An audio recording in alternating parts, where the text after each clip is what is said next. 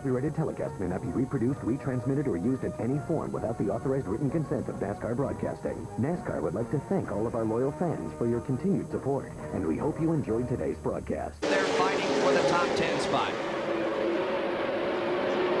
And we see Billy Standards slow, and they're going to crash. There goes Spencer around. Cars dodging. Where? Right in front.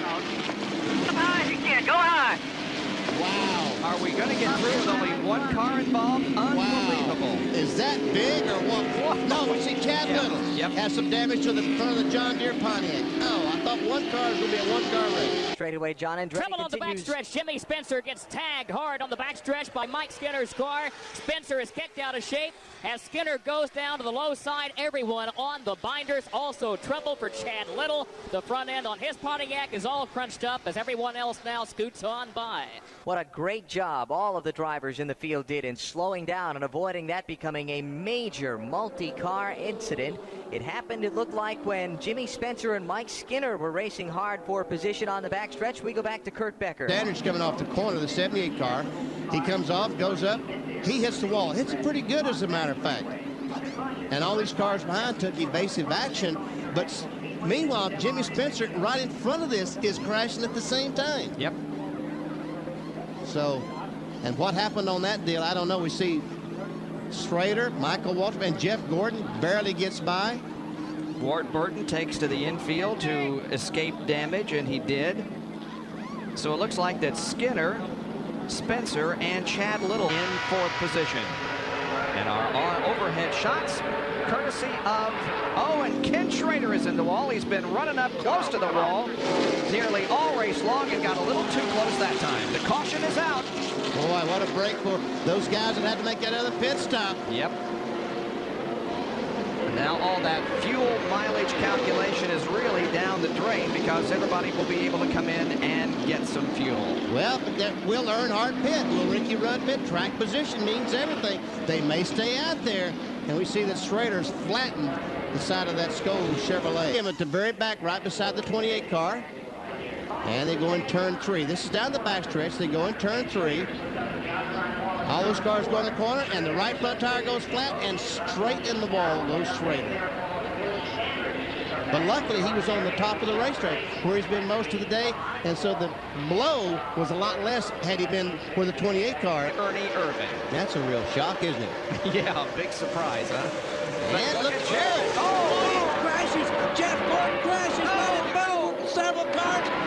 And how in the world? All right, baby. Come on. Don't go across the racetrack, Derek. Don't go across the racetrack. Come on, Dick. Bring it on to the line. Bring it on. Caution is out.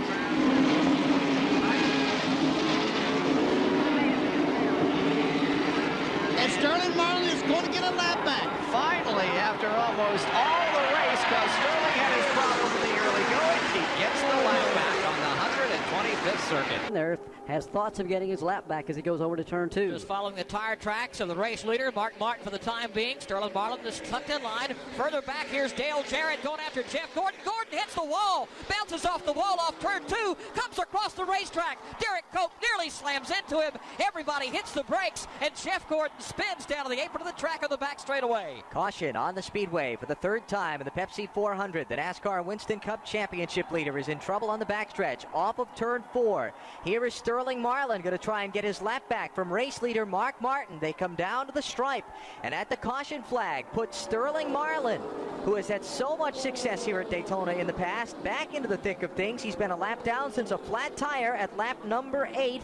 Now Marlin is back on the lead lap. The yellow when Jeff Gordon got in trouble off turn 2. Back to Joe Moore. Gordon Stays on the lead lap, and here's what happened as he came out of the second corner. This comes off the second corner, and a car either pushed up there or got loose. And Derek Cope tries to go through the grass, tries to keep the car straight, can't quite make it. He does spin. I don't think Derek hits anything, though. But I'm sure riding across all that grass to pavement doesn't help anything. Hits high from Dale Earnhardt trying to take over second position. He's out there all by himself. And there's a crash in turn 1. There's a crash in turn 1. Several cars involved. And Michael Walker's involved. We see Morgan Shepherd, Ricky Rudd. This could be the battle for the victory. Indeed it is. There will only be 4 laps to go when they come down. So this under caution. Let's see what happens as the leaders head through corners number 3 and 4. John Andretti holds them off for the moment. Let's see if Earnhardt and Dale Jarrett and Sterling Marlin have anything for him. Andretti comes down, takes the caution flag, and that could be the end of the race. At least the RCA crew thinks so, and I would imagine so also, because we have 3 or 4 cars that have been damaged and sitting at the bottom of the racetrack in turn 1. You can see the skid marks that go directly into the wall. Earnhardt and Dale Jarrett all over his back bumper, fighting for second and the lead back to 1. Here is Jarrett going to the outside of Dale Earnhardt. This is the race for second. It's Ricky Rudd goes up the banking. He's collected by Lake Speed in turn number 1. Rudd slams hard. Here now Hut Strickland, also Morgan Shepherd to the inside. Michael Waltrip. Other cars taking evasive action down low. Rest of the field gets by. Terrific damage to Ricky Rudd's car and to Hut Strickland's. Maybe the race to the finish of the Pepsi 400. Leaders are in 3. John Andretti with a 2-car length advantage. Dale Earnhardt is glued to the bottom of the racetrack. Nobody steps out of line. Nobody can do anything with Andretti. Here he comes off of turn number 4. Caution flag waving at the start-finish line. Earnhardt looks outside. He will not be close enough to make a move. Caution flag with 4 laps to go. John Andretti leads to the stripe. The yellow waving after a hard crash in turn 1. Let's go back to Joe Moore. What happened, Benny? Ever see Ricky Rudd just gets the car loose, going down in the corner, goes up the racetrack, and the 21 car is going to make contact in the left front. The 77 car is coming along. He and Hut Strickland make contact. That's where Hut got the damage to the Circuit City car. Miles to go, and Dale Jarrett is right on the back bumper of Dale Earnhardt, almost making contact with him. Let's see how things play out as we enter the final lap.